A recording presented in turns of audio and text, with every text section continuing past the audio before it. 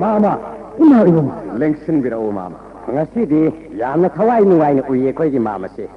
Ngasi sibo kari pau nungai ba ma pubirak pagi mama. Naine nungai ba pau. Duryodhan. Mama. Dusasan. Mama. Barton nor tribune sradagi. Sada haidari. Dili sradagi barton. Ay gi lambi da matam pumbagi oina sayat naraga da bhimgi sradha.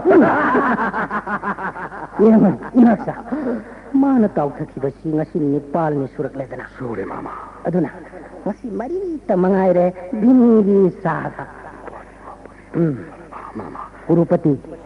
Atai mari simadi lahiredana. Summi mama. Atai mari sidi kari sumani ngai oidre. Aduda mama. Ibudo khoigi mawong mato sida. Khangdi. Ibudo khurato. Ahan nani gi thamoisi. Makoina phana kan thokjarabasu machin manau manga ma sosan khat jau haibadudi kadai dagi soigadori. Imaksa. Aise ngasi ngarang dagi haksang si nungaiti. Mama. Ngahak yung hindi na lakbanine. Kari karamba nungaitaba noni mama. Adu oragana vajjaloidagi maiba matang kawan sirama. Angay ko kaurukin. Saba thakpa itum dabagumba matawi puksi nung hek nungaiti. Natti hojik mama haksang ngamdaba yaba matam natti. Maiba kausi mama. Tangay paraktraba matangda hek kausingai da na imaksidi. Mama. Pare. Ay potharuge na imaksa. Mama. Pare mama pothabirurasi. Adu ngamdrabadi maiba matang yunghan sida mama. Antapurda ningthina pothaduna leibiramu. Ay maiba pujarake mama. Hoi. Nakoina yamna yanghan lagadi maiba matang hek tharo. Hoi mama. Pare. Ay chatlage ko. Yobiramo mama. Ay khoisu yobjarake mama. Dusasan takpiyo yamo. Asuk yam krabasagai na tai mari mata leibira mayam se marakagi. Mama sukuni na khanbi ba sumna ichinna oi koibu kanana su khanbi ba yaudi. Achumbani. Adu boy no shi yeng mada mama si masa ngamdana yam sukthana uini. Mama se mapukun nusikini. Bajjalo gi manung na tatlaga kai diga heiba ma ichinna oi koina hojik mak mama gi da chatsila. Adaniya.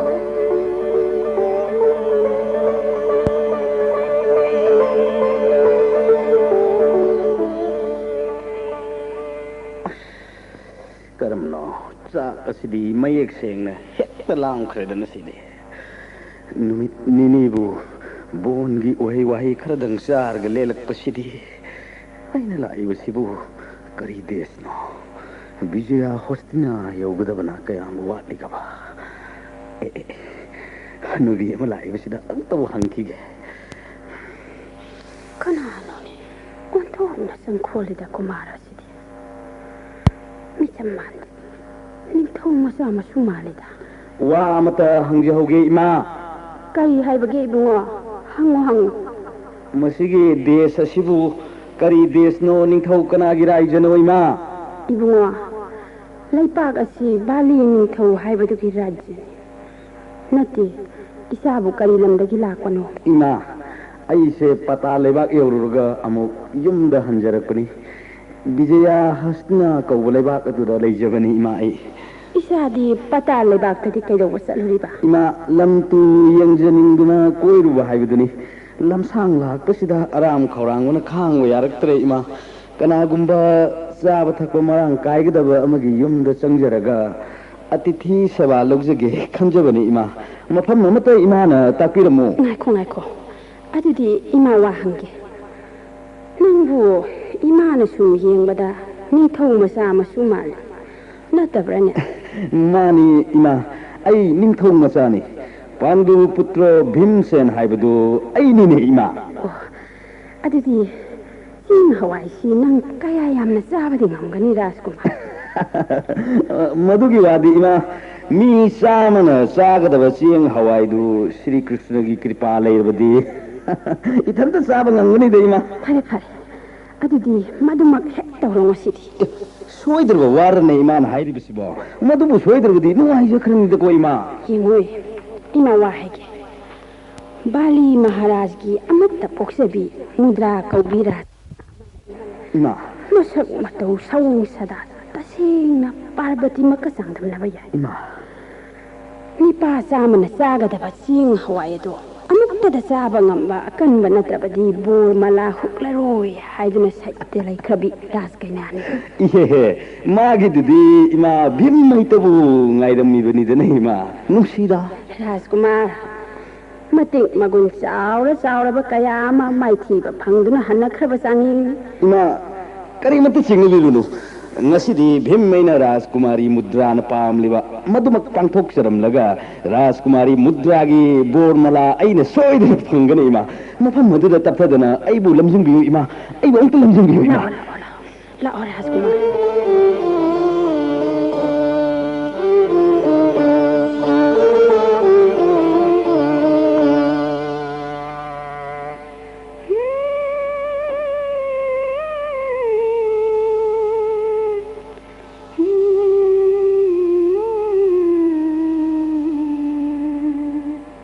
ꯀꯔꯤꯅꯣ 이벤 말이니두고 ngасꯤꯗꯤ ꯊꯦꯡꯉꯤꯗ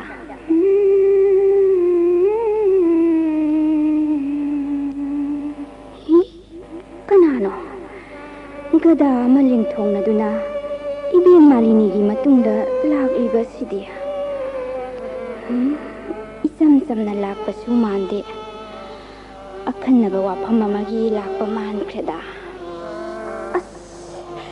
ꯁꯑꯣꯡ ꯁꯥꯗꯥꯅ ꯐꯖꯔꯤꯕ ꯅꯨꯡꯁꯥ ꯁꯕꯥꯟꯗ ꯂꯝ ꯌꯧꯅ ꯐꯖꯕ ꯁꯤꯕ ꯃꯍꯥꯗꯦꯕ ꯃꯥꯜꯂꯕ ꯔꯥꯖꯀꯨꯃꯥꯔ ꯑꯁꯤꯕꯨ ꯀꯅꯥ ꯑꯣꯏꯔꯤꯒꯕ 아다 ꯂꯩꯀꯣꯟꯗ ꯂꯩꯔꯤꯕꯤ ꯑꯩꯒꯤ ꯃꯥꯏꯀꯩꯗ ꯃꯃꯤꯠ ꯀꯨꯞꯇꯅ ꯌꯦꯡꯗꯨꯅ ꯂꯩꯔꯤꯕꯤꯁꯤ ꯑꯣꯏꯕ ꯇꯥꯏ ꯔꯥꯖꯀꯨꯃꯥꯔꯤ ꯃꯨꯗ꯭ꯔꯥ ꯍꯥꯏꯔꯤꯕꯤꯁꯤ ꯏꯃꯥ ꯂꯩꯀꯣꯟꯗ ꯂꯩꯔꯤꯕꯤꯁꯤ ꯑꯁꯤꯕꯨ ꯅꯠꯇ꯭ꯔꯣ ꯔꯥꯖꯀꯨꯃꯥꯔꯤ ꯃꯨꯗ꯭ꯔꯥ ꯍꯥꯏꯔꯤꯕꯤꯗꯨꯕꯣ ꯔꯥꯖꯀꯨꯃꯥꯔ ꯅꯕꯨꯛꯅꯤꯡꯗꯨ ꯏꯔꯥꯡ ꯂꯥꯡꯉꯤꯅꯤꯅꯦ ꯍꯥ ꯀꯔꯤ ꯋꯥꯅꯣꯅꯦ ꯏꯃꯥ ꯑꯩꯁꯦ ꯄꯥꯈꯪ ꯃꯆꯥꯅꯤꯅꯦ ꯏꯃꯥ ꯑꯗꯨꯅꯕꯨ ꯅꯔꯥꯏꯕꯛ ꯌꯦꯡꯖꯧ ꯍꯥꯏꯗꯨꯅ ꯏꯃꯥꯅ ꯁꯤꯟꯕꯅꯤꯅꯦ ꯌꯦꯡꯉꯣꯏ ꯃꯃꯥꯡꯒꯤ ꯃꯇꯝ ꯀꯌꯥꯗ ꯂꯥꯛꯈꯤꯕ ꯀꯅꯥꯕꯨ ꯔꯥꯖꯀꯨꯃꯥꯔꯤ ꯃꯨꯗ꯭ꯔꯥꯒꯤ ꯃꯤꯠꯌꯦꯡꯅ ꯅꯤꯡꯊꯤꯅ ꯈꯣꯏꯗꯥꯅ ꯌꯦꯡꯈꯤꯗꯕꯅꯤ ngасꯤꯗꯤ ꯔꯥꯖꯀꯨꯃꯥꯔꯤ ꯑꯁꯤ ꯂꯥꯡꯅ ꯐꯥꯔꯕꯤ ꯁꯖꯤ ꯑꯣꯏꯔꯦꯅꯦ ꯚꯤꯝꯁꯦꯟ ꯍꯣꯏꯅꯦ ꯏꯃꯥ ꯂꯥꯏꯕꯛ ꯇꯤꯟꯅꯔꯨꯕ ꯍꯥꯏꯕꯗꯨ ꯑꯣꯏꯔ ꯃꯥꯜꯂꯦ ꯑꯗꯨꯒꯤꯁꯨ ꯃꯊꯛꯇ ꯄꯥꯟꯗꯨ ꯄꯨꯇ꯭ꯔ ꯚꯤꯝꯁꯦꯟ ꯑꯩꯕꯨ ꯎꯖꯕꯗ ꯉꯥꯎꯗꯕꯤ ꯔꯥꯖ ꯀꯩꯅꯥ ꯃꯍꯥꯛ ꯑꯗꯨꯗꯤ ꯃꯤꯔꯣꯟ ꯈꯔ ꯋꯥꯠꯄꯤ ꯑꯣꯏꯅꯤꯗ ꯏꯃꯥ ꯔꯥꯖꯀꯨꯃꯥꯔ ꯅꯪ ꯁ꯭ꯋꯥꯏꯗ ꯉꯥꯏꯍꯥꯛꯇ ꯂꯩꯔꯝꯃꯨ ꯑꯩ ꯔꯥꯖꯀꯨꯃꯥꯔꯤꯗ ꯋꯥꯐꯝꯁꯦ ꯑꯝꯇ ꯈꯪꯍꯜꯂꯨꯈꯤꯒꯦ ꯐꯅꯤ ꯏꯃꯥ ꯍꯣꯏ ꯏꯃꯥ ꯑꯗꯨ ꯏꯃꯥ ꯈꯔꯗꯤ ꯊꯨꯕꯤꯔꯛꯎꯀꯣ ꯏꯃꯥ ꯏꯃꯥ ꯄꯜꯂꯛꯑꯣꯏ ꯅꯤꯄꯥ ꯆꯥꯃꯅ ꯆꯥꯒꯗꯕ ꯆꯦꯡ ꯍꯋꯥꯏ ꯈꯔꯗꯨ ꯆꯔꯥ ꯑꯃꯠꯇꯗ ꯆꯥꯕ ꯍꯥꯏꯕꯗꯨꯗꯤ ꯀꯔꯤꯁꯨ ꯂꯩꯇꯕ ꯋꯥꯐꯝꯅꯤꯁꯦ ꯑꯗꯨꯗ ꯂꯨꯔꯤꯕꯗꯤ ꯑꯩꯅ ꯍꯧꯖꯤꯛꯄꯨ ꯆꯥꯅ ꯆꯤꯟꯅꯅ ꯒ꯭ꯔꯤꯁꯇꯤ ꯍꯥꯏꯕꯗꯨ ꯑꯣꯏꯗꯨꯅ ꯔꯥꯖꯀꯨꯃꯥꯔꯤ ꯃꯨꯗ꯭ꯔꯥꯕꯨ ꯄꯨꯈ꯭ꯔꯣꯒ ꯍꯥꯏꯔꯛꯂꯕꯗꯤ ꯀꯝꯗꯧꯕ ꯃꯗꯨꯒꯤ ꯃꯇꯝ ꯃꯗꯨꯃꯛꯇꯤ ꯅꯠꯇ꯭ꯔꯤ ꯑꯩꯗꯤ ꯑꯣ ꯔꯥꯖꯀꯨꯃꯥꯔ ꯁꯤꯗ ꯆꯪꯂꯛꯑꯣ ꯀꯧꯁꯤꯜꯂꯛꯑꯦꯗꯅ ꯁꯤꯗꯤ ꯑꯁ ꯍꯧꯔꯛꯑꯦꯗꯣ जय कृष्ण भगवान तंबीबे येंग हाइबदुनी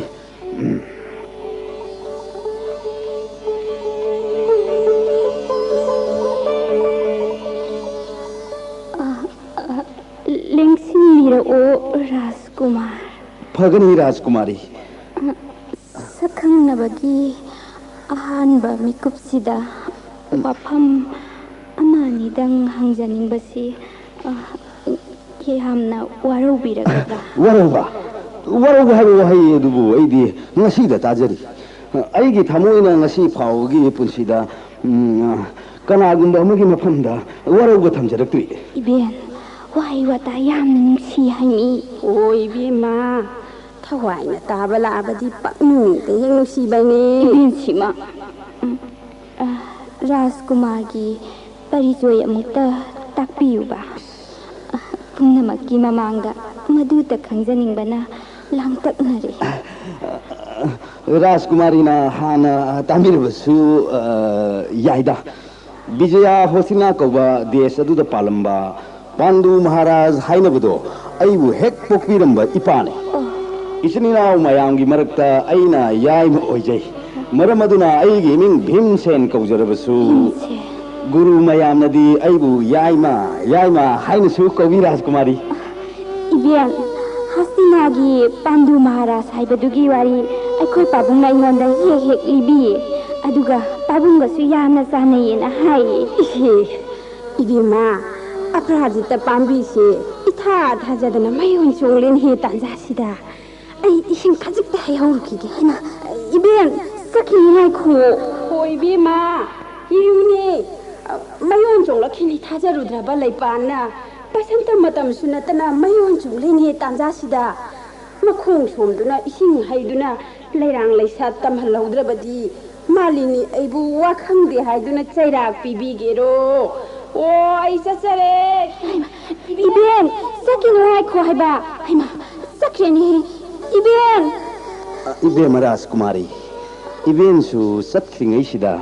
वा अमतंगा हाइजगे तापियो सुमदौबियो इबेमा राजकुमारीगी बोरमलादु राजकुमारीगी वाखलना चप चाना लेपिरब कनागुम्बा राजकुमार अमदा निंथिना अदुम हुपिखो भीम अइगिदि मयाम नंगमन खिदरबनी पाचा मन सागदब सेंग हवाय दु सरा अमतदा साब हाइबतंग पांथोक चरनगा चचखिगे केदौबे तापीरिबा याथंगदु अइना खंजबगा इवन ओनरेदा हेक उजबा मक्तदा थवायसे राजकुमारदा कथोक चख्रबनी राजकुमारना लौबीरोय हाइबगिदि खंजदरे राजकुमारीना पीबिद्रिङैना अइना हाना लौजख्रेना अदु ओइरबदि अइना खंजखिबा सत्यसे सोयदना पांथोकनबा होनबिरगा अइगी निंजबासे थुंहनबियो वाबिरुनु राजकुमारी वाबिरुनु राजकुमारीना पामलिबा मदुमक अइना सोयदना पांथोकजगनी तप्थदना चांगिंगिदमक्ता सेम सानबिरो राजकुमारी सोइद्रे अपराजिता से साते हाइबदो सोइदना सालनी इबेमा इबेन सिवा तुमिना खिलैयोसे विधाताना पीबा मागी मतंबु यरकलबदी थिंगबा याबा नतेये तोमी इबेन नंगो इबेन राजकुमार की ngahaktang पोथानबा होय इबेमा खंजरे लोइना खंजरे राजकुमार इबेन मजा इबेमगी अंतपुरदा लेसिलसे होय हा इबेन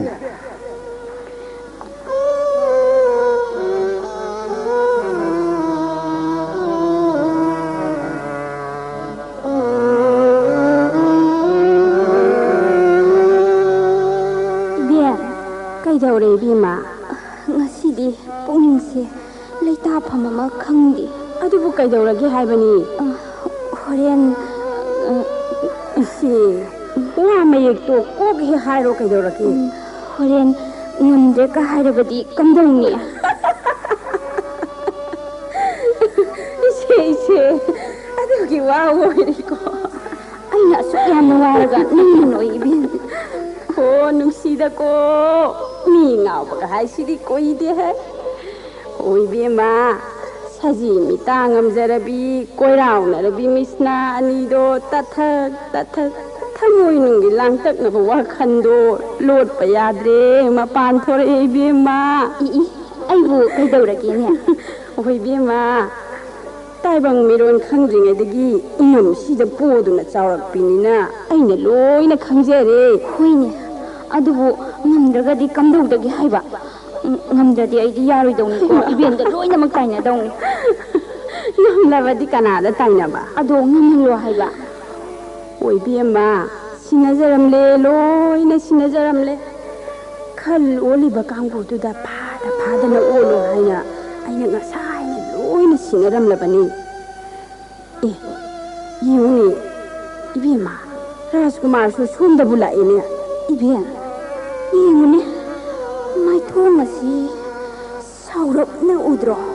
नते कनागुमना बेभार काइरुबा याउदुना साउरबरा कमदौनी सिदिया मम्मी लेरोय बेमा यौसिले इमा हंगी राजकुमार लेंसिलो करी तौरबगे सोमदा लेंगबो इमा अइना ngसाइदगी इमा कौजबसी राजकुमारी नसु इबेन कौगिरबनिना अयाकसु इबेन कौजरगेने इबेन होइनी राजकुमार ꯅꯤꯡꯒꯧ ꯐꯝ ꯁꯣꯏꯅ ꯍꯟꯒꯨꯝꯁꯤ ꯑꯗꯣ ꯀꯩꯗꯧꯔꯕ ꯋꯥ ꯃꯈꯥ ꯍꯥꯏꯔꯛꯑꯣ ꯅꯠꯇꯦ ꯏꯕꯦꯟ ꯑꯩꯅ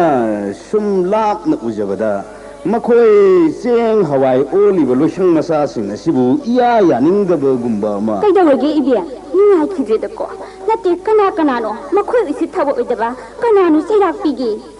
ꯅꯠꯇꯦ ꯀꯩꯗꯧꯔꯕꯒꯤꯅꯤ ꯔꯥꯖꯀꯨꯃꯥꯔ ꯑꯩꯅ ꯍꯥꯏꯖꯕꯗꯤ ꯏꯕꯦꯟ ꯃꯈꯣꯏꯅ ꯉꯁꯥꯏꯗꯒꯤ ꯆꯦꯡ ꯍꯋꯥꯏ ꯈꯟ ꯑꯣꯜꯂꯤꯕꯁꯤ ꯑꯩꯅ ꯌꯦꯡꯒꯦ ꯍꯥꯏꯗꯨꯅ ꯁꯨꯝ ꯌꯦꯡꯖꯕꯗ ꯆꯦꯡ ꯍꯋꯥꯏ ꯑꯁꯤ ꯋꯥꯠꯅ ꯉꯁꯥꯏꯗꯒꯤ ꯁꯨꯝ ꯑꯣꯜꯂꯤ ꯚꯤꯝꯁꯦꯟ ꯑꯩꯍꯥꯛꯇꯤ ꯑꯁꯤꯒꯨꯝꯕ ꯃꯤꯅꯝꯕ ꯋꯥꯐꯝ ꯈꯛ ꯌꯥꯖꯔꯣꯏ ꯁ꯭ꯔꯤ ꯀ꯭ꯔꯤꯁꯅꯒꯤ ꯊꯧꯖꯥꯟ ꯐꯪꯖꯗ꯭ꯔꯒ ꯉꯝꯗ꯭ꯔꯒꯗꯤ ꯉꯝꯗ꯭ꯔꯦ ꯀꯔꯤꯒꯨꯝꯕ ꯃꯥꯏ ꯄꯥꯛꯄ ꯃꯪꯒꯣꯜ ꯑꯣꯏꯕ ꯇꯥꯔꯒꯗꯤ ꯃꯌꯦꯛ ꯁꯦꯡꯅ ꯃꯤꯅꯝꯗꯅ ꯃꯪꯒꯣꯜ ꯑꯣꯏꯖꯕꯗꯨ ꯄꯥꯝꯖꯩꯅꯦ ꯏꯕꯦꯟ ꯑꯩꯗꯤ ꯁꯤ ꯑꯗꯨꯗꯤ ꯀꯝꯗꯧꯕ ꯇꯥꯔꯦ ꯔꯥꯖꯀꯨꯃꯥꯔ 이벤 ꯀꯝꯗꯧꯕ ꯍꯥꯏꯕꯕꯨ ꯆꯦꯡ ꯍꯋꯥꯏ ꯑꯣꯜꯂꯤꯕꯁꯤꯡ ꯑꯁꯤ ꯑꯩ ꯏꯁꯥꯃꯛ ꯌꯥꯎꯅ ꯅꯤꯌꯣꯝ ꯀꯥꯏꯗꯅ ꯑꯣꯜꯂꯨꯒꯦ ꯋꯥꯐꯝ ꯑꯁꯤ ꯔꯥꯖꯀꯨꯃꯥꯔꯤꯅ ꯊꯣꯏꯗꯣꯛꯄ ꯂꯥꯟꯅ ꯂꯧꯕꯤꯒꯅꯨꯀꯣ ꯑꯩ ꯑꯃꯨꯛꯇ ꯆꯦꯡ ꯍꯋꯥꯏ ꯑꯣꯟꯕꯁꯤꯕꯨ ꯀꯔꯤꯅ ꯐꯒꯗꯒꯦ ꯍꯥꯏꯕꯗꯨꯗꯤ ꯈꯟꯕꯤꯔꯒ ꯑꯗꯨꯝ ꯆꯠꯊꯕꯤꯌꯣ ꯑꯗꯣ ꯃꯪꯒꯣꯜ ꯑꯣꯏꯍꯟꯕꯤꯗꯕꯗꯤ ꯌꯥꯗꯦꯀꯣ ꯔꯥꯖꯀꯨꯃꯥꯔꯤ ꯄꯨꯛꯅꯤꯡꯒꯤ ꯆꯤꯡꯅꯕ ꯄꯨꯝꯕ ꯊꯥꯗꯣꯛꯄꯤꯌꯨ ꯆꯥꯡꯌꯦꯡ ꯑꯁꯤꯒꯤꯗꯃꯛ ꯀꯔꯤꯃꯠꯇ ꯅꯨꯡꯁꯥ ꯊꯤꯕꯤꯔꯨꯒꯅꯨ ꯏꯕꯦꯟ ꯑꯩ ꯍꯦꯛꯇ ꯑꯣꯜꯂꯨꯔꯒꯦꯗ ꯏꯕꯦꯟ ꯐꯅꯤ ꯔꯥꯖꯀꯨꯃꯥꯔ ꯏꯕꯦꯟ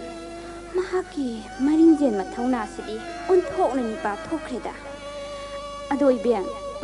ꯉꯝꯗ꯭ꯔꯗꯤ ꯀꯝꯗꯧꯗꯒꯦ ꯍꯥꯏꯕ ꯑꯣꯟꯊꯣꯛꯄꯅꯤꯗꯀꯣ ꯀꯅꯥꯅ ꯉꯝꯃꯣꯏ ꯍꯥꯏꯕ ꯌꯥꯎꯔꯕꯒꯦꯅꯦ ꯏꯕꯦꯝꯃ ꯉꯝꯅꯤꯌꯦ ꯁꯣꯏꯗꯅ ꯉꯝꯒꯅꯤꯀꯣ ꯑꯗꯨꯃꯥꯏꯅ ꯂꯥꯡꯇꯛꯅꯗꯅ ꯂꯩꯕꯒꯤ ꯃꯍꯨꯠꯇ ꯄꯥꯕꯨꯡ ꯃꯍꯥꯔꯥꯖꯗ ꯍꯪꯒꯠꯂꯨꯁꯦ ꯁꯣꯏꯗꯅ ꯃꯪꯒꯣꯜ ꯑꯣꯏꯔꯒꯗꯕ ꯔꯥꯖꯀꯨꯃꯥꯔ ꯚꯤꯝꯁꯦꯟꯒꯤ ꯉꯛꯁꯝꯗ ꯍꯨꯛꯅꯅꯕ ꯕꯣꯔ ꯃꯂꯥ ꯁꯦꯝ ꯁꯥꯔꯨꯔꯁꯦ ꯏꯕꯦꯝꯃ ꯑꯣ ꯅꯨꯡꯁꯤꯗꯀꯣ ꯉꯁꯤꯗꯒꯤ ꯃꯤ ꯃꯆꯥ ꯑꯣꯏꯈꯤꯗꯧꯔꯦ ꯑꯗꯨ ꯀꯞꯆꯅꯤꯡꯉꯤꯗ ꯑꯩꯗꯤ ꯑꯩꯈꯣꯏ ꯏꯕꯦꯟꯁꯤꯃ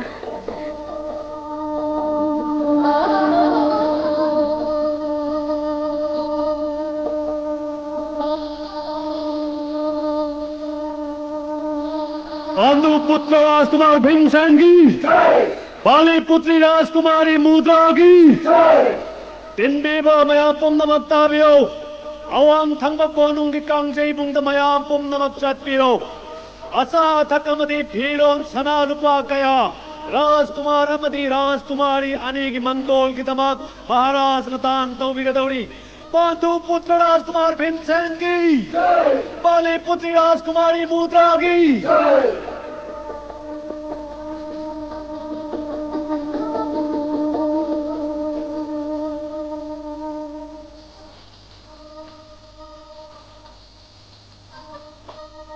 이베마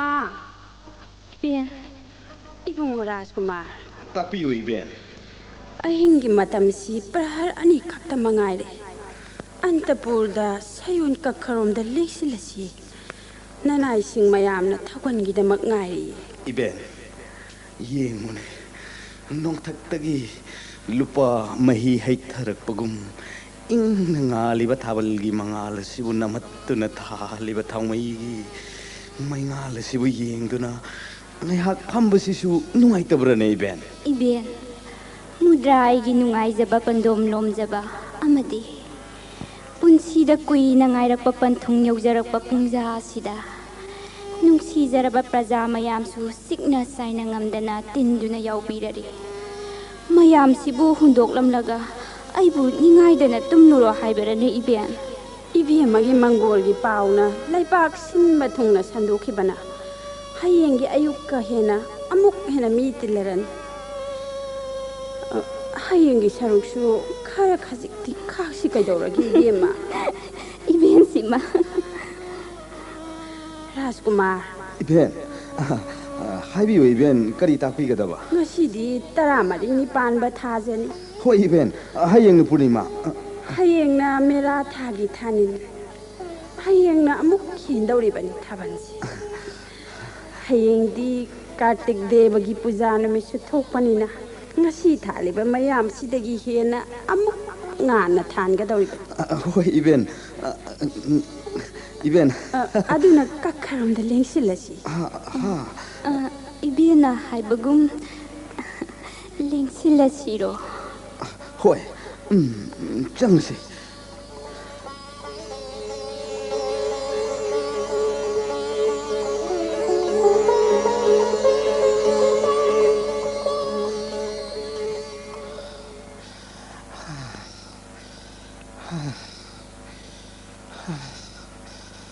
दुर्योधन मामा मामा दुशासन मामा लाओने संगउने करीगिनो नसिन्ननाउन लेप्तुन लैरिबदुबो फमुने इमाक्सा होय होय मामा चंजरके मामा दुशासन करमनोने मामगी फिबमसिबो यामदी तसिन नुमसा थिरिन है कमदौसिके हुइनि अमो फना किजने ठोन खरबा मामगी पुक्चौने तपना लेप्तना चला मारे सिदी खंदे सोय मंगाई रेन होनगदबसे करमनो फना फबम माइबा पुंबा लाइगुम माइबा पुंबा लोइनमक करिसु कनद्रेने यामो कमदौसिके ꯑꯩꯈꯣꯏꯒꯤ ꯃꯥꯃꯥ ꯁꯣꯏꯍꯟꯂꯛꯑꯕ ꯌꯥꯗꯦꯅꯦ ꯑꯗꯨꯁꯨ ꯑꯃꯨꯛ ꯀꯧꯅꯤ ꯃꯥꯏꯕꯁꯤꯗꯤ ꯌꯥꯝꯕꯨꯡ 이보다오가 어떤 khꯟꯅꯔꯒ ꯌꯦꯡꯁꯤ라 ꯀꯔꯤꯅꯣꯗ ꯅꯪꯁꯨ ꯑꯣꯏꯔꯣꯏꯗꯕ ꯋꯥꯗꯨꯕꯨ ꯃꯣꯏꯗꯤ ꯀꯂꯛ ꯄꯦꯟꯅꯔꯤꯕꯅꯤꯅꯦ ꯈꯪꯉꯕ꯭ꯔꯣ दुर्योधन मामा लाओने मामा वा हाइगेने होय होय मामा लाक्सरे मामा करी ngасai panji yengi haibdubo kari kari haibage aibu khoiran yore ka hairana imaksa करीनोने मामना अदु थमोई पिक्थबिरिबदबो चुमना हक्सांग amदबा होनबा नोंनिनि हिपदबो करीमत हाइदेसे ग्रह पूजा कत्लु हाइबदनी मामा अदु हरबदि नने बेमा खोई होनद्रिब्रने ngamna इने बेमत नते मामा इमा फाउ याउन होनरिये पूजा सी हेक लोइबगा मामगी अनाबसी पुंफा फरनी करीमत तौररोयना हाइरमे मामा कैसे तौररोय मामा खंद्रे हिमाक्सा फबोसनुको मामना अखोई मयामगी पांगथोके खन्म थबक्ति हौरकपदंग हाइरिदो हिमाक्सा मामा चिलिनाओ खोइना हंदकी मपोकसिदा मामगी लमंदी सिंगिजब ngamloidawrabani मामा चिलिनाओ खोइबु हुंदोक पिरंबा याद्रि मामा मामा नै खोइबु लमजिंबिगदबा यामना लैरि अदुनिने दुर्योधन मामना सीवा किरुबगी वा नत्ते मामा मियोइना पोकलगबो सीदबा याब्रा नै माक्सा सुम्मने मामा अदुदा अइना सिनिंद्रिबसै नसिन्ननाउ नखोइगी नाखै अमतंग सेंगलमगे होनबनिने मामना मामा वाखल चौखटपियो हयेंगदी सोइदना हौगलनिये दुशासन तक्थरे नै नखोइ हन्दो कना लेगेने मामा खुदेंदो सोमदा खुदेंग लेरे मामा सोम चेप्थेब्रो मामा कदाइदनोने सोमदनी मामा सोमदा नखोइबो सोमदो मामा सिदि दुशासन सी वाना ओरिने सिदि माइबा थादोबो याररोय सिलुने नंबो अमुक सिलो याबु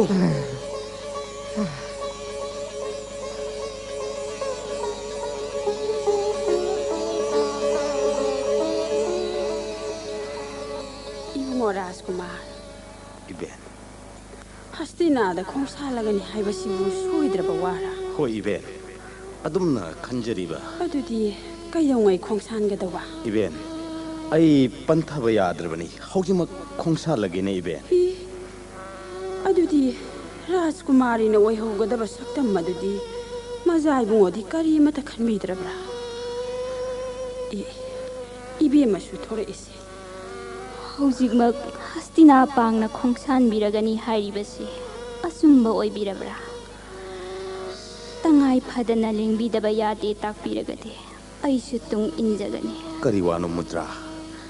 चिंजाव मंजाव उमंग वामंग कया लांगना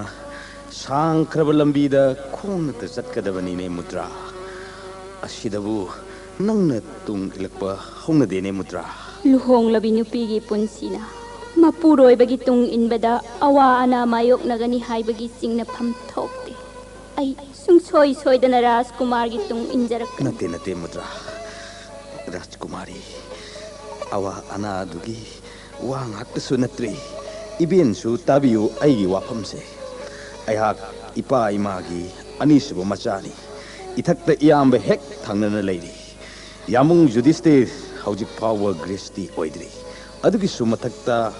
यही इसिंग तमगदबा खेत्रियो मचा मना खंगफम हैफम थोकप विद्या कया तमगदबसु वानी फिवम मसिदा आइगी गुरु बदगगी याथंग अमतंग नियुद्रिंगै अइने नंगबु पुदुना सत्खिबा हाइबसी थौगलोल काइबा थौंगनी मुद्रा नंग बहु महाराज की नाक निंगथीना लेरमु मतम चाना नियम काइदना अइ नंगबु लौबला के मुद्रा इबुंगोगा मतिक मगुन मानबा नचा इबुंगो अमा फंगजबा ओइजौ हाइबा बोर अदुदी ननाइदा पिनबी मनुंग मतम ओइरगा नचा इबुंगो महाक्ति ताइबंगसिदा सोइदना यौरकनी मतम अदुदा इचा महांगा अपोपा मपाबुंगी तंपाकता सानजबा हाइबदो इचागी पुंसिदा मिको अमा फाउबा फंगनबिररोय खनबिरबरा नते नते मुद्रा नंगना अदुमना चिंगनगदबा नते भीमसेन नैना हाइदोखरबा वाफम पांगथोक्तना खक्तौलोय नंगना फंगजगदौरिबा पुत्रो दुगी ममिंगदी भीमसेन ऐगी इमिंग लौदना भीमांकर हाइना मिंग थोलु नमा चाबु अइना सोइदनमक लौलाके मुद्रा भरो नंदो हाइदोक पीखरबा वाफम ngakpirakani ngakpirakloi haibaki चिंगनदबा वाखल पुमनमक अदो लामना थमख्रगा थादोकपा सुंगम ngamjaroi lengbikhranoi naktagi इमाई बेमसु इसिलिनाउ मरिसु आई लोइना हस्तिनापुरदगी लोहंजरुगे आई नै बुंगोबु थादोकजबा सुंगम ngamjaro माई सियेंबा नुंगाई बिरिबरा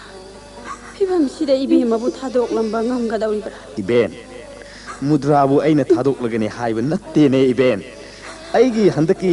पातालगी खोंचत असिगी लंगला लंजिन इबेनसु खंबिरेदना हौजिक इमा असोनबी अमदी इसिलिनाउ मरी नंग आइरमगदबा फिबम इबेनसु अमुक्तंग खंथदुना येंबियु फिबम मसिदा खुलै थुना इमागी नाकता यामुंगी नाकता अमदी इनाउ अहुंगी ममांगदा पंथदना यौरुदबा यादरुनिने इबेन मतम खरदंगी आइबु काइने याथंग पिबियु आई तन्ना अमुक इबेन अमदी मुद्रानिगी नाकता सोइदने यौजरके इबेन होय खंद्रे तौरिसे मतंग मतंग हाइबदुदा तारेदना इबेन राजकुमारी मुद्रा आई चतुखिगे को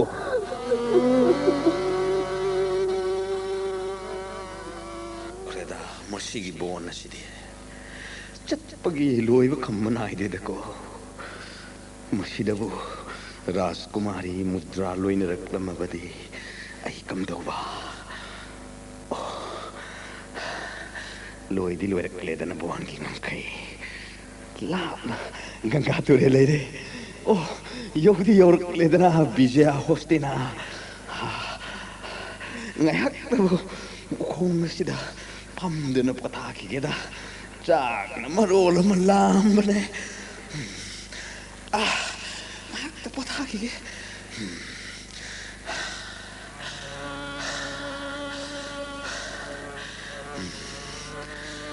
pai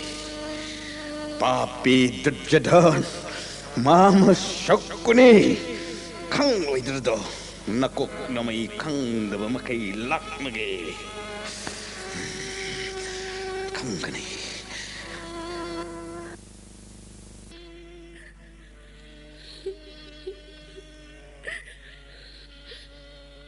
Yudhishthir imagi bunga nangbu ngasi sibu nanaw yai magi sarada karma pangthokli bahai badurane tauri basibo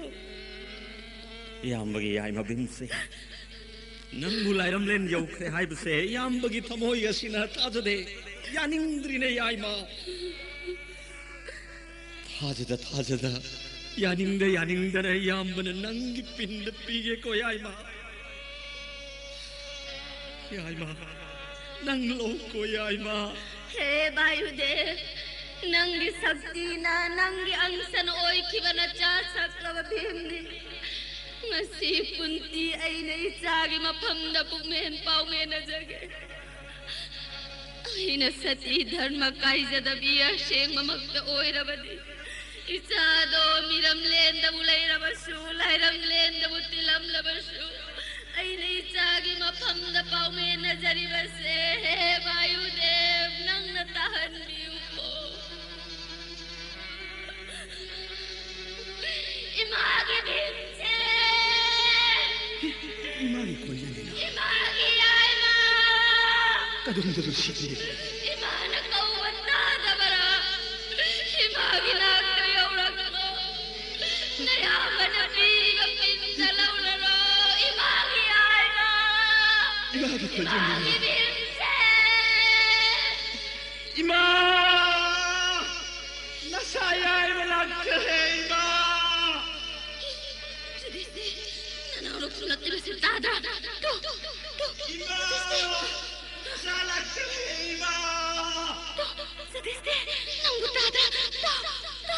Nanaurak tumliba senanggutada Ay Venezuela Karena do macagi main Ima sebut tasing ngawur berani tahu Krishna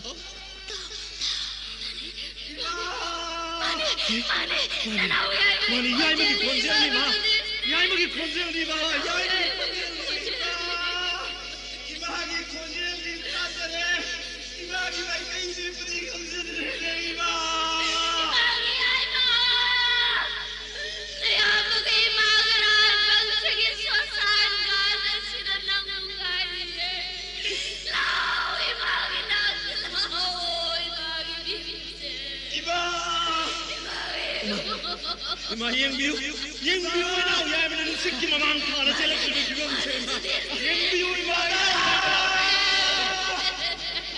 Imagi aima yai magi yai magi se Imagi aima na Nangkadayan sila hayo Allah nang mukray ka hayo daga iba Dada, Ima, yamu, wari wakong namak marik jom na likira tamjarage Ima, nasi Ima, yum na salasine Ima, inaok singaduning ine Ima.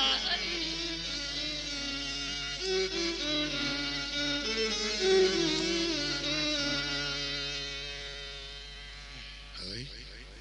karigino, tusasan masuk pingala ibas.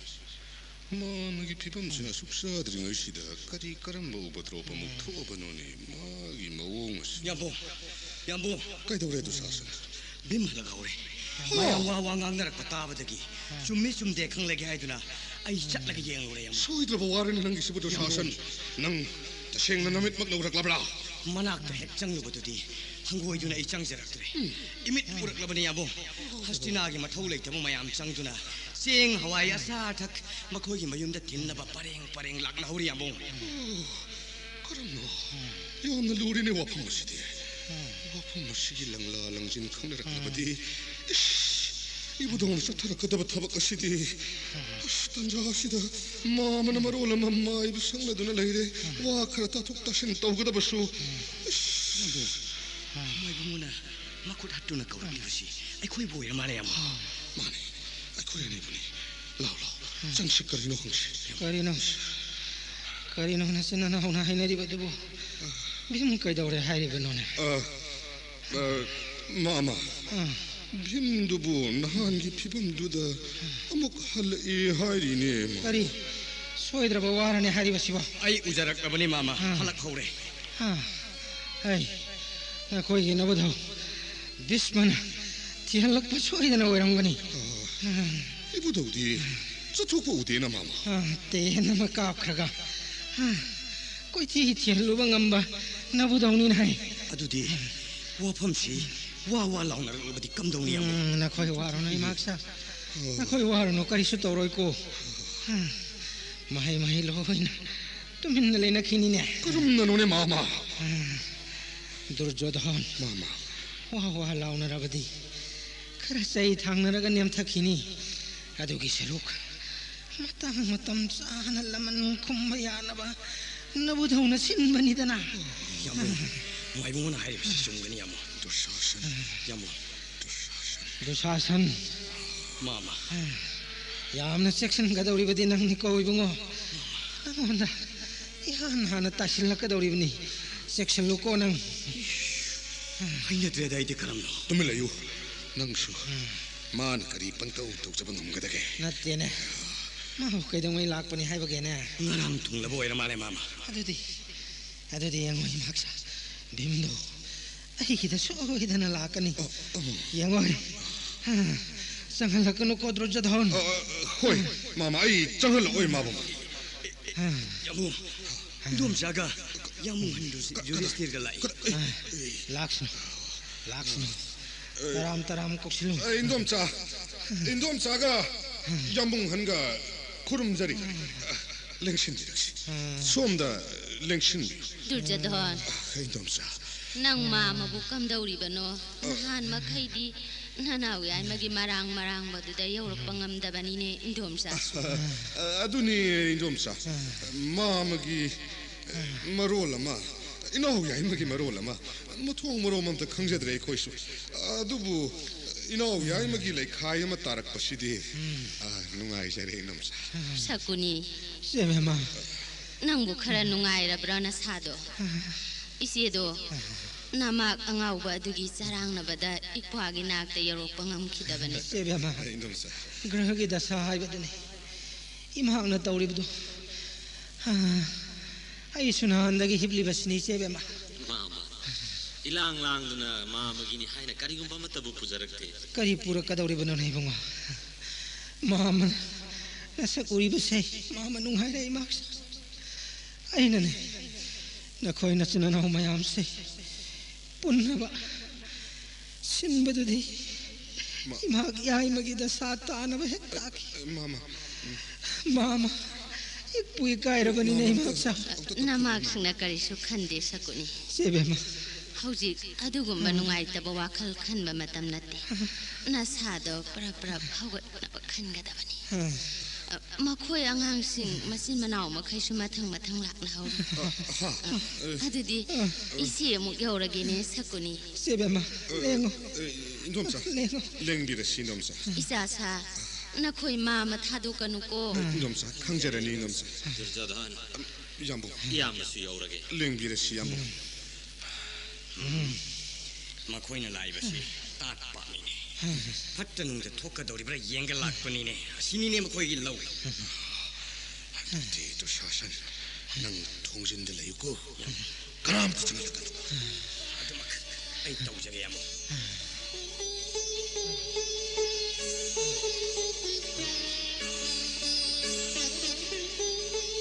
जय शिव शंभु नसिदी प्रभु नंग पीबीरक board की चाब अयोगी चांग तोजगे Mongol पिनबियु को हे भोलानाथ मांग लेरिबा थाइबोंग पाम्बी सिद जुम जुम लौंग पालेबा थाइबोंग सि मपुम अहुम ननायक योसंजबदा अपनबा पिबीगन को हे भोलानाथ थाइबोंग मपुंग की दशादि प्रभु एगी माम सुकुनिदा पंगबियु को हे भोलानाथ थाइबोंग अहुम से ठंगना हेक्रियोट के खंगरीदना जय शिव शंभु जय Shiv Shambhu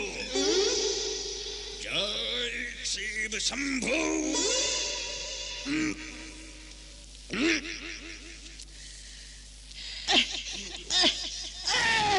durjadhan mama dusasan mama ai kaino ma tawre ai ke kayo sidia ai ke pukse kayo me mukti yang nei maksa mama ki puksidi khangtong tong kalai sibo puksida sibo kari me mo kari no sibo nang na khangdriba du maina isu khangdene ai shasan na koi na wari sudna lere ai di loire ne haibong ni dala yabo haibong kari kari mo mo sibo mama mutu tong khale mama mutu haibong mo mama ka somu lai ne mama hai shasan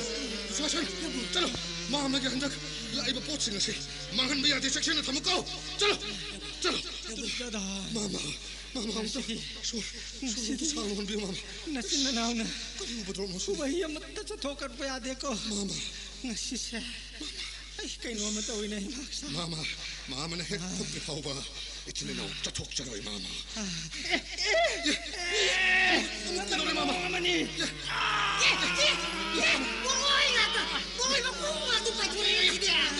이거 씨바 니빠 깐다마기 마포 파가다 보로이 마야미네 해줘서 두사선 그럼 뭐시디 하이 가나 라오네 따슬로 보로이 마야마시 그래 따슬라가 타모 이막사 마마 아이디 와레다 마마 하이 와시트사 ngasi thore go posak puna makasi amat tamangan me ade tasil le sida puna ulap thamu ho ado ai thamu yare ado ai thamu ma mangamde hai bu kayam kan ngamdam no ai manina mama kamdong riba yai ma tapna tangangu ko mama si yang wari dada tinmu lai mu phattaba chen thinabani ne aina kanna ngangjari bise yai ma othokpani kadai mai bana kana ne yengi ba oi du sasan yang yai ma ngai bigi phajam ko kari gi oiram lo yang yai ma oi mama gi ana ba se ni yenga phagadabni ne Kostina gi mai bisingna si khamba na ba ru yenga hai pona tine yamana yengadabni ne nang haidi basibu mai ba hai bisidi dada baitanaran hai badu ni haina lai guru mayam na takpi mai ba pham hai bisidi baitanaran maki asoni aduna laibak homlak kacharaga mai ba pham da phanggadabani ne dada yai ma nang di mai ba sabagi ni yomuning thina khangli ne kamdau duna kadai da tamori ba nang ai na handang numit manga tarani chacharu badu mai ba saba tam ba chacharu bani dana dada adu swai da question liba mayam purmuksi kagara mukta handoko ai amukta handon bi ai mayam swai da le ba na koi wai sit pa kari hando soidana phagani da nuksa thirnu dada fazana yem ko yai ma mama kamdauge handak sibu usok khara toiru rabro mama bo yai ma usok ka phang chat pana tin he mama do nangbu mama gi na base phan mangam gadrane kari gi phatta dage ne mama se nama mihundo amuk te yengjage mama jomnong de hepiyo mama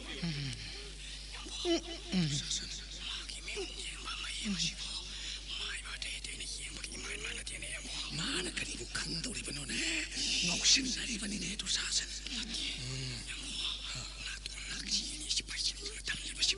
mihun yang di belakang si Oya, mai ba kana suma sigi ba panda mihun yang na tiene. yai ma to nak si nak pasit dara tapasit ma pa ware da sur hot ba si ware da ma ba luere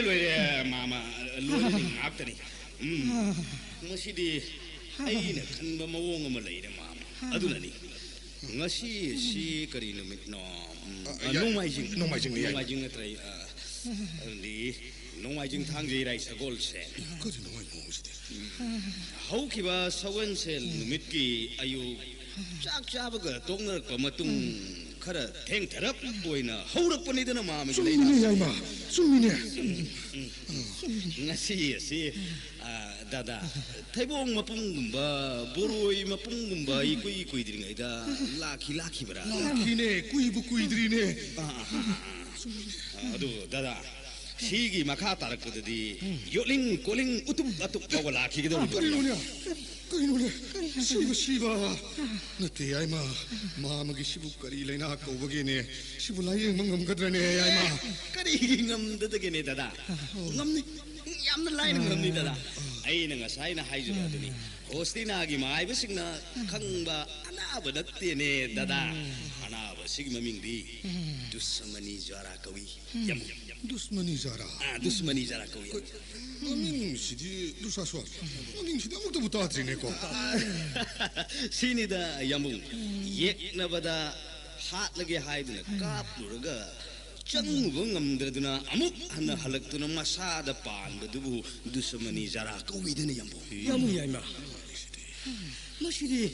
깜동르가 파가니 야무야이마 두스머니 자라 부리브 라이브 부자 떠르가 코닥다 핵다 파가니다 두사선 야무야이마 아도 마마시붕 학당 포타한시 아도 야무 하유 야이마 하유 야이마 마마 아무튼 마마세 아무튼 티네 파면 거네 다다 마마 아무튼 소도 땀나 그리 동거다 야이마 마시 마마부 포타한시 하이르브디 야무 혹시막 보나마다 부르가 라이 콘바타이 나트르가디 요링다 푸나 할레니네 다다 요링다 할레니 구름시 야이마 호중 먹자시 부은다라 까라야 되는 능 하이바 마팜두다 ngaiko mopot masidi kari sanggada baha pocham polam haibu lapoi lapang chama jengpak ni pot chama gi matung inba suhi sangom sande dada si kaktani dada aduga aina horen lai khurma matamda karaguma mi mat sangba yade uchuk yeirga phijang maron taret khalga khurumgadu ko dada ikaw ile ai du sasan yamu yaima yengoi kada mag sangani 파가니 ai kana lay ina yaima hadi ba polam kudi mak suna na tholang taw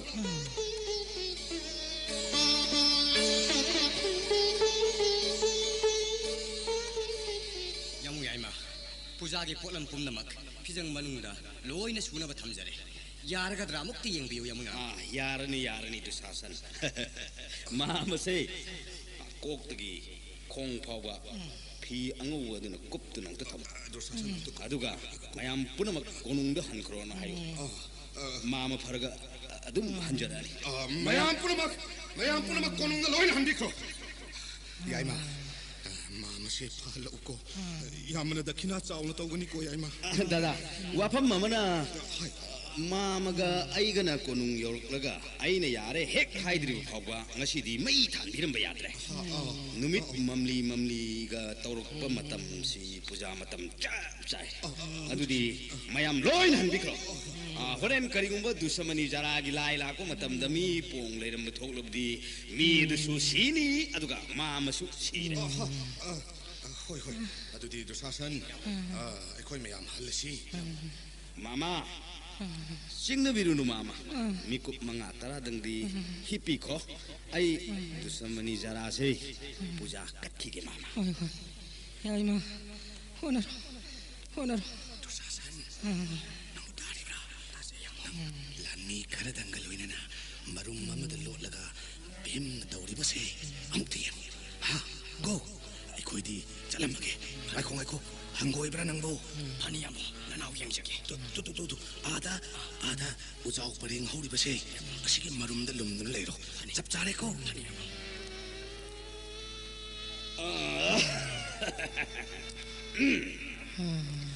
mabuk fattaba papingaktanina alaikut laraida amuk lumduna leiram basu yai tan khai ge khangani ngasi hoi kana no adu aida laikut laraida urum marum de lumduna leiram do karigelo hoi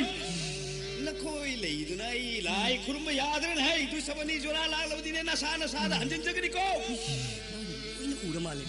lamisha chilase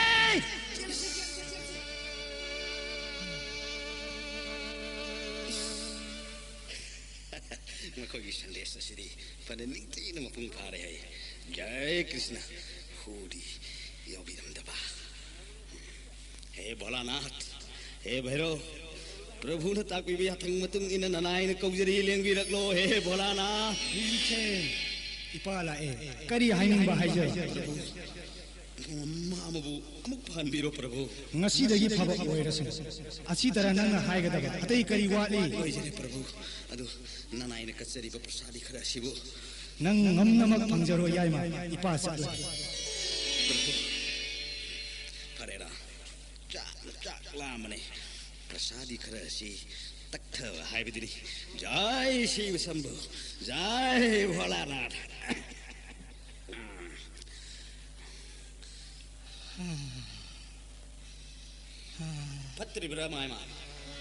야이마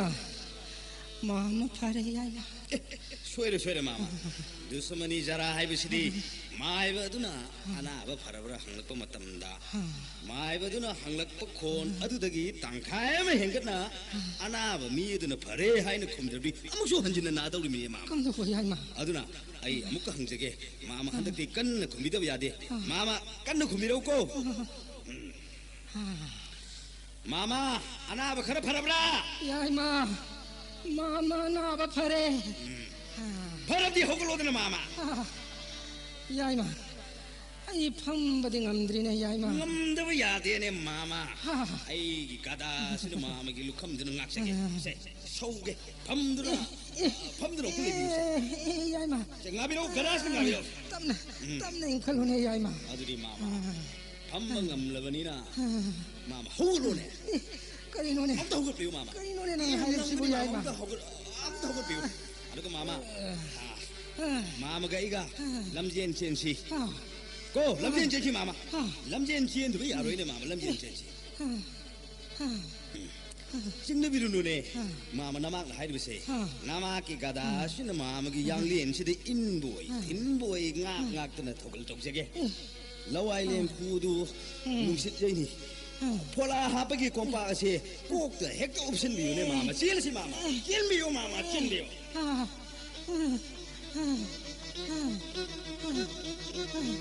याय मा नंगी गदादो ngak ko dama ngau nei ba nang toine मामा सोर थिंगे toine याय मा मामा आइने थिनबे तेने मामा मामा न नासिल तोने मामा नंगी बजो तोने कोनु चेंसे ओ मामा को कोनु मामा चेंसे लसे